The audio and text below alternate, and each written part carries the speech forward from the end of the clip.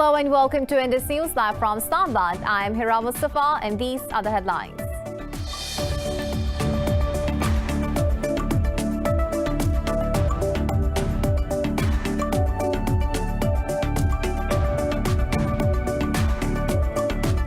In Indonesia, the death toll from a 6.2 magnitude earthquake that rocked central Sulawesi Island has risen to 35. The local disaster mitigation agency says hundreds of others have been injured.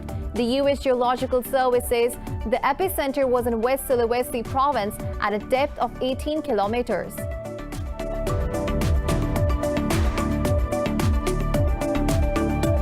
Beijing has strongly opposed the new sanctions imposed by the United States on Chinese officials and companies. In a press briefing, Foreign Ministry spokesman Zhao Lijian said President Donald Trump has repeatedly suppressed Chinese companies and abuses national power. Earlier, the U.S. added 9 more Chinese firms to a blacklist of companies accusing them of links to the military.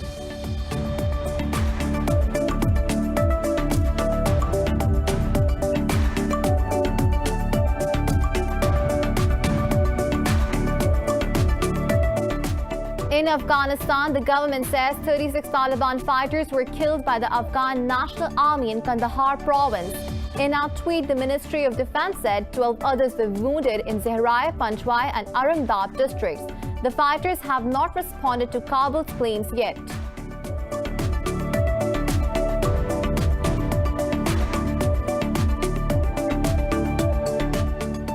The U.S. has rejected a plea by the United Nations to reverse its decision of designating Yemen's Houthis as a terrorist group. U.S. Deputy Ambassador to the UN Richard Mills told the Security Council the move was a step in the right direction. He said the designation will advance Yemen's political process.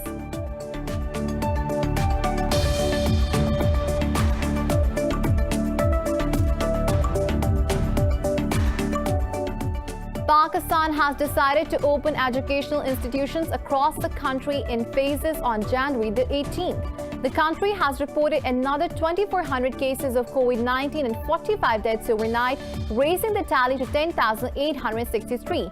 Meanwhile, China has put 22 million people around Beijing under lockdown after detecting 144 new infections. The global number of virus cases has crossed 93 million with nearly 2 million deaths.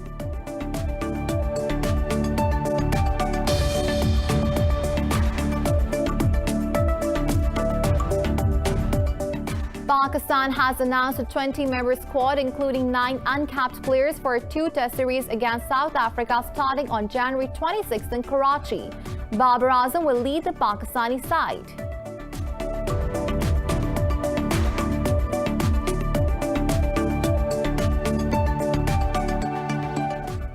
Well, these were the headlines. News in detail coming after the short break. Stay with us.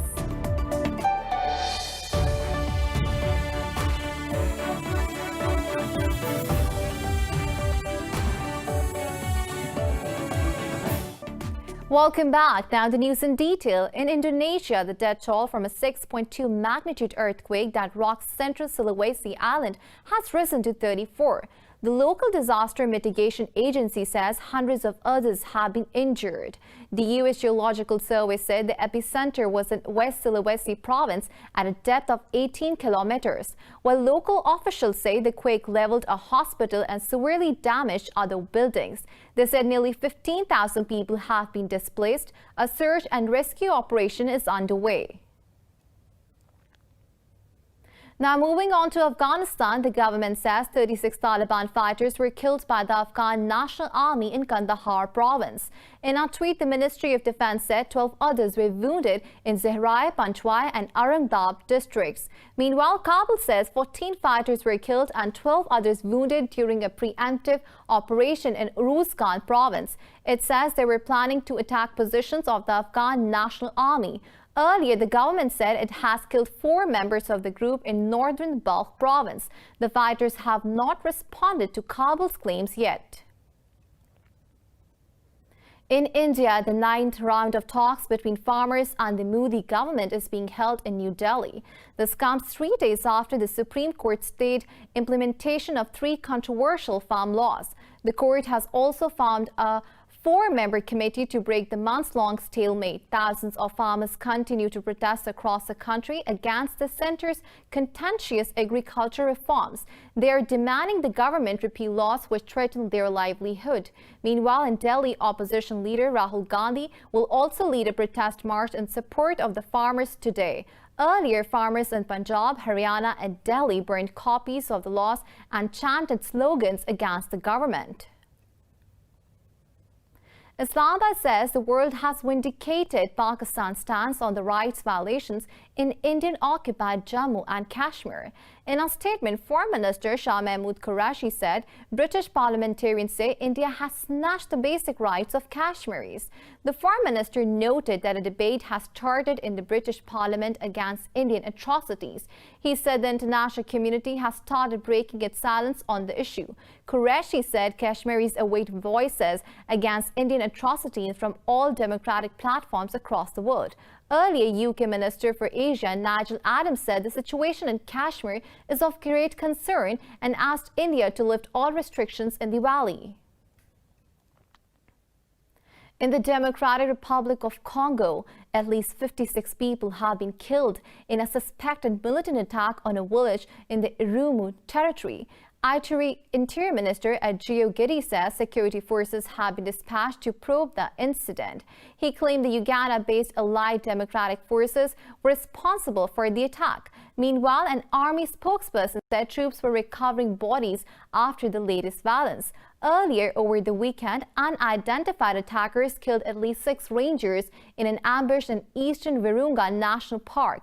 Congo's eastern borderlands with Uganda, Rwanda and Burundi are home to over 100 different militias, remnants of brutal civil wars. North Korea has displayed a new type of a submarine-launched ballistic missile at a parade in Pyongyang's Kim Il-sung Square. State media said the missiles were the world's most powerful weapon and show the might of the armed forces. Supreme Leader Kim Jong-un oversaw the parade held days from U.S. President-elect Joe Biden's inauguration. The launch also follows a rare political meeting where Kim decried the U.S. as his country's biggest enemy. He pledged to boost the country's military might despite multiple sanctions. Now moving on to Greece, the parliament has approved the purchase of 18 Rafale jets from France for over $3 billion. The deal is due to be signed by the Greek and French defense ministers later this month. Athens said the agreement is for 6 new and 12 used Rafale jets. It says the first deliveries are expected to arrive in Greece during the first half of the year. Meanwhile, the parliament is also expected to vote next week on a bill to extend Greece's territorial waters in the Ionian Sea. Athens plans to beef up its military capacity amid a dispute with neighboring Turkey over energy resources in the Mediterranean. Russia's foreign ministry says Moscow will begin the procedure to withdraw from the Open Skies Treaty. The international pact allows unarmed surveillance flights over member countries. In a statement, the ministry said the U.S. withdrawal from the treaty last year upended the balance of interests of member states. It added that Moscow's proposals to keep the treaty alive have been cold-shouldered by Washington's allies. In November, the U.S. left the treaty and accused Russia of violating it, a charge Moscow denies. China has slammed the latest sanctions imposed by the United States on 9 of its companies. In a briefing, a foreign ministry spokesman said the U.S. has generalized the concept of national security. Zhao Lijian added Washington is suppressing Chinese companies for no reason. He said Beijing will take necessary measures to safeguard the interest of Chinese enterprises. On Thursday, the U.S. blacklisted Chinese companies with alleged ties to its military, including a plane maker and smartphone manufacturer. The U.S. has rejected a plea by the United Nations to reverse its decision of designating Yemen's Houthis as a terrorist group. U.S. Deputy Ambassador to the UN, Richard Mills, told the Security Council the move is a step in the right direction. He said the designation will advance Yemen's political process. Mills said the U.S. will consider humanitarian consequences of the designation and will take steps to reduce the impact on aid deliveries and commercial imports. The designation comes into effect on the 19th of January, the last full day of President Donald Trump's administration. U.S. President-elect Joe Biden has unveiled a $1.9 trillion stimulus plan for the coronavirus-hit economy. If passed by Congress, the package will include $1 trillion for households with direct payments of $1,400 to all Americans. The relief proposal includes $415 billion to fight the virus and $440 billion for small businesses. Supplemental unemployment insurance will also increase to $400 a week and will be extended to September. Biden was mindful of the financial burden on an economy already under trillions of debt, but said the plan was unavoidable. I know what I just described does not come cheaply, but failure to do so will cost us dearly. The consensus among leading economists is we simply cannot afford not to do what I'm proposing.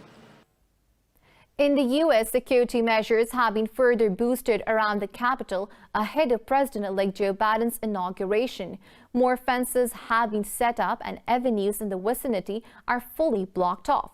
Over 20,000 National Guard troops will also be deployed on the inauguration day amid threats of attacks from pro-Trump supporters. The city is also placed under an emergency until January 24th. Meanwhile, following the riots, Congress has called on the Pentagon to police troops for violent extremism. It has also demanded a probe to determine the extent to which white supremacist ideology has infected the military's ranks. The global number of COVID-19 cases has crossed 93 million with nearly 2 million deaths. The disease continues to devastate Britain, claiming more than 1,200 lives overnight and pushing the death toll to over 86,000 with a caseload of more than 3.2 million. China has put 22 million people around Beijing under lockdown after another 143 new cases were detected on the mainland. Details in the following report. As COVID-19 continues to tear across the world without any signs of slowing down, officials warn there is a full resurgence in most parts. A Chinese study has estimated that the global death toll can hit 5 million by March. Meanwhile, the U.S. Centers for Disease Control and Prevention says another 92,000 projected to die over the next 3 weeks in the U.S. alone. Research shows that the pandemic will reduce the life expectancy for blacks and Latinos by 3 to 4 times more than whites. Over in the south, hospitals in the Brazilian city of Manaus have reached a breaking point amid reports of severe oxygen shortages and desperate staff. Manaus did not have an effective action plan for early treatment, with clinical diagnosis, basic care, and that has greatly impacted on the severity of the virus. Also, the specialist care hospital infrastructure in Manaus is quite small in percentage terms. In Europe, Turkish President Tayyip Erdogan has received his first dose of vaccine as the country vaccinated more than 285,000 people on the first day of inoculations. Sweden, with a global spotlight over its unorthodox pandemic strategy, has reported a record number of daily deaths. Meanwhile, German Chancellor Angela Merkel has urged for a very fast action to counter the spread of COVID-19 mutations. While a study shows that people infected with COVID-19 are likely to be protected against the disease for at least 5 months. We can be quite confident that in 5 to 6 months after their first infection, the vast majority of people with a previous infection are protected from severe disease, are protected from symptomatic infection, and that there is a small proportion of people who do get asymptomatic disease and symptomatic infection. Cases are also rising in Arab countries as Iraq, Palestine, Kuwait, and Qatar announced more infections and fatalities, while Australia has recorded the second straight day of 0 cases, helped by tougher restrictions on public movement and internal borders. Now moving on to Pakistan, 45 people have lost their lives to COVID-19 over the past 24 hours. This takes the country's death toll to 10,863. Health officials reported 2,417 new infections overnight. Meanwhile, there are more than 34,000 active COVID-19 cases across the country. The health ministry says out of 514,000 countrywide cases, more than 469,000 people have recovered. Meanwhile, the federal government has decided to delay the reopening of primary schools by 2 more weeks. But Education Minister Shafqat Mahmood says students of grades 9 through 12 will start on-campus classes from January 18th. More news stories coming up after the short break. Stay with us.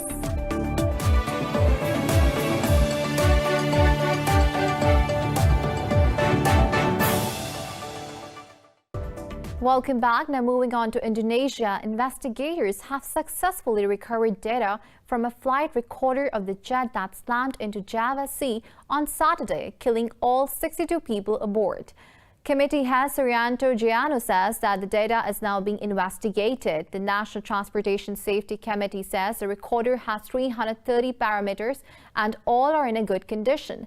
The recorder holds information about the speed, altitude and direction of the plane while it crashed. A rescue party has worked for days to salvage human remains and wreckage from the Sriwijaya Air Boeing 737. More than 3,000 people are taking part in the recovery effort, assisted by dozens of boats and helicopters.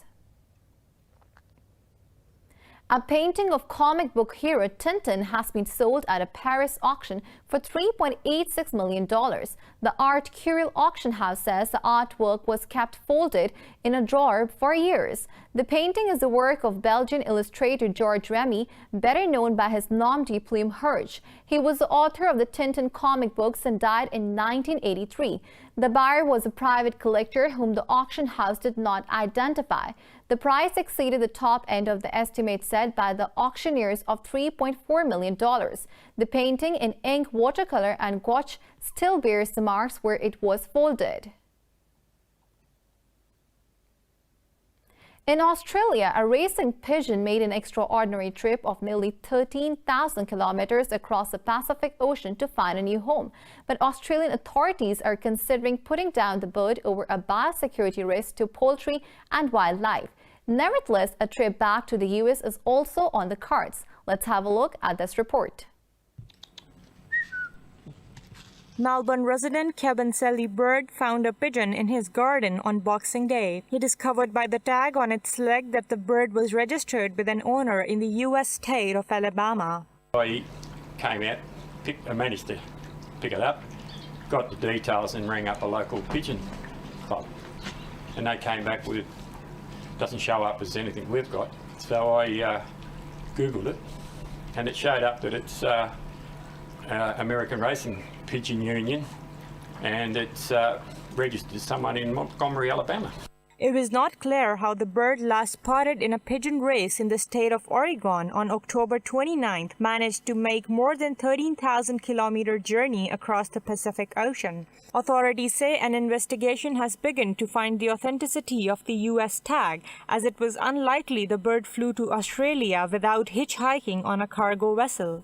I'd say it's had a pretty big, strong wind, blown it off course out to sea. It's got onto a ship and has eventually found its way here in Australia. They are also looking at options to manage the biosecurity risks, and this may include moving the bird back to the United States. The pigeon, named Joe after President-elect Joe Biden, has gained popularity on social media. Many are tweeting with the hashtag Joe the Pigeon, demanding its safe return to the United States. Australia has strict quarantine regulations to bring live animals or birds into the country to prevent diseases from spreading on the arid continent.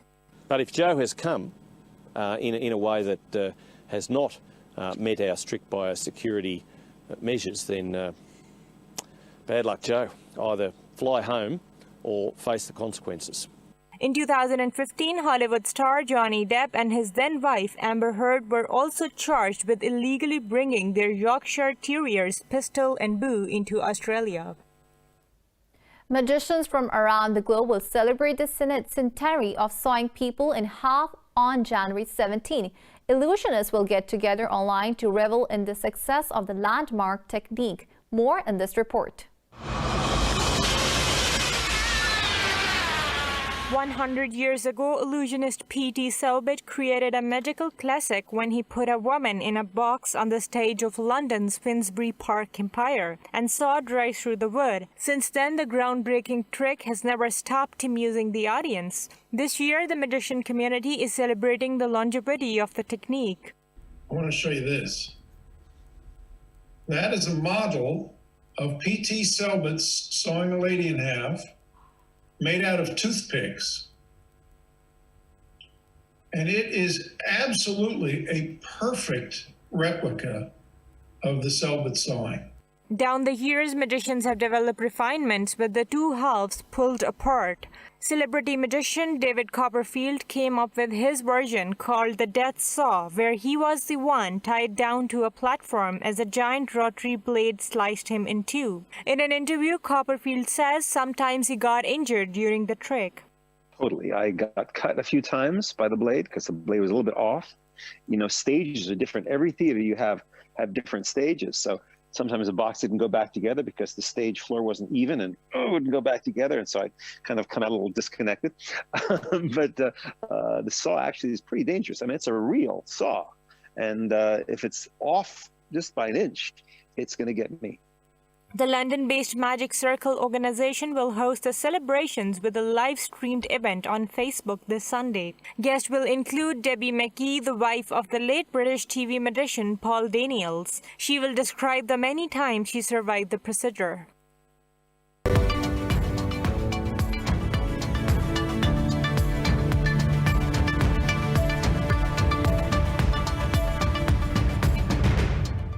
Now moving on to the business stories, all European markets are trading in negative territory over the resurgence of COVID-19 in China and spiking infections in the region. The surge has dampened the positive sentiment generated by U.S. President-elect Joe Biden's $1.9 trillion stimulus plan.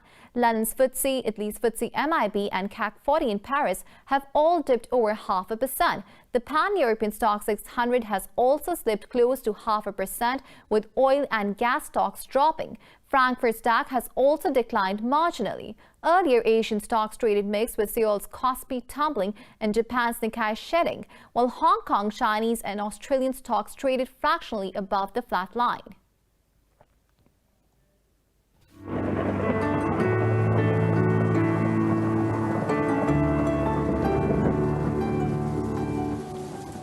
Now it's time to have a look at the weather update across the globe.